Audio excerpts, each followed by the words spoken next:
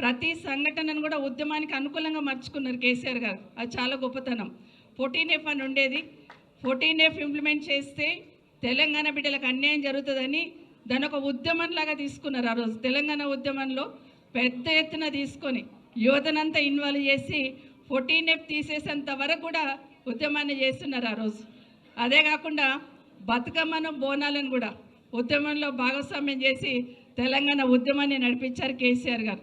నిజంగా ఈరోజు ఆలోచిస్తూ ఉంటే ప్రాణం పోయినా పర్లేదు తెలంగాణ రావాలని ఏదైతే కేసీఆర్ గారు అనుకున్నారో ఆ రోజు నీమ్స్లో అందరూ చెప్తున్నారు, డాక్టర్స్ అందరు ఎవ్రీడే చూసే వాళ్ళం ఎట్లా ఉన్నారు ఏమున్నారు కేసీఆర్ గారు అన్నప్పుడు చాలా కష్టంగా ఉంది, ఆరోగ్యం బాగాలేదు, లాస్ట్ ప్రాణం పోయినా పర్లేదు అంటున్నారు, మీరెవరైనా ప్రభుత్వం నుండి వచ్చి చెప్తే బాగుంటుంది అన్నప్పుడు నన్నే పంపించారు కేసీఆర్ గారి దగ్గరికి. నేను కేశవరావు గారు ఇంకా కొంతమంది వెళ్ళినట్టున్నాం. ఆ రోజు వెళ్ళినప్పుడు నిజంగానే కళ్ళల్లో ప్రాణాలు ఎప్పుడు పోతుందో అన్నట్టు అంత దీనంగా బెడ్ మీద చూసినప్పుడు బాధ అనిపించింది.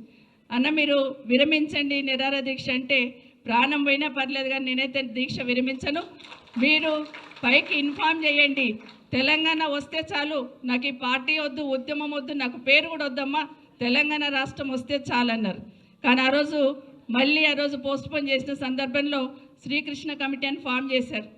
శ్రీకృష్ణ కమిటీ ఫామ్ చేసిన తర్వాత అస్సలు కేసీఆర్ గారు ఉద్యమాన్ని నడిపించారు.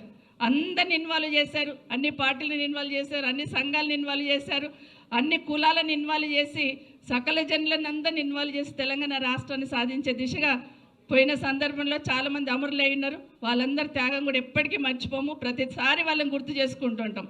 సో సకల జనుల సమ్మెను ఒకసారి చేసి సాగర హారం అని చేసినప్పుడు నిజంగా ఆ రోజున్న ముఖ్యమంత్రి గారు సాగర్ హారం పర్మిషన్ ఇద్దాం అనుకున్నప్పుడు చుక్కా రామయ్య గారు కానీ నాగేశ్వరరావు ఎమ్మెల్సీ గారు కానీ చాలామంది సోదరులు మాట్లాడినప్పుడు పర్మిషన్ ఇవ్వడానికి వీల్లేదన్నప్పుడు తెలంగాణ వాదిగా నేను కొంచెం అడిగాను, పర్మిషన్ ఇవ్వండి అన్న, ఏం పర్వాలేదు స్మూత్గా చేసుకుంటారు అన్నప్పుడు ఎక్కడ చిన్న గొడవైనా నువ్వు రాజీనామా చేయాలమ్మా అన్నారు ఆ రోజు ముఖ్యమంత్రి గారు. దాన్ని కూడా కన్విన్స్ చేసుకొని పోతే నిజంగానే ఆ రోజు ఎక్స్ప్రెస్ చేయలేకపోతాం. అదే కాకుండా మొదటిసారి తెలంగాణ రాష్ట్రంలో అసెంబ్లీ స్టార్ట్ అయినప్పుడు నేను బాధపడ్డాను, ఎందుకంటే నేను అందులో నేను భాగస్వామ్యం కాలేకపోయానని. నిజంగానే తెలంగాణ రాష్ట్రంలో అసెంబ్లీలో మళ్ళీ నేను అడుగు పెడతాననే లెవెల్లో అనుకున్న సందర్భంలో నా నియోజకవర్గ ప్రజలు నన్ను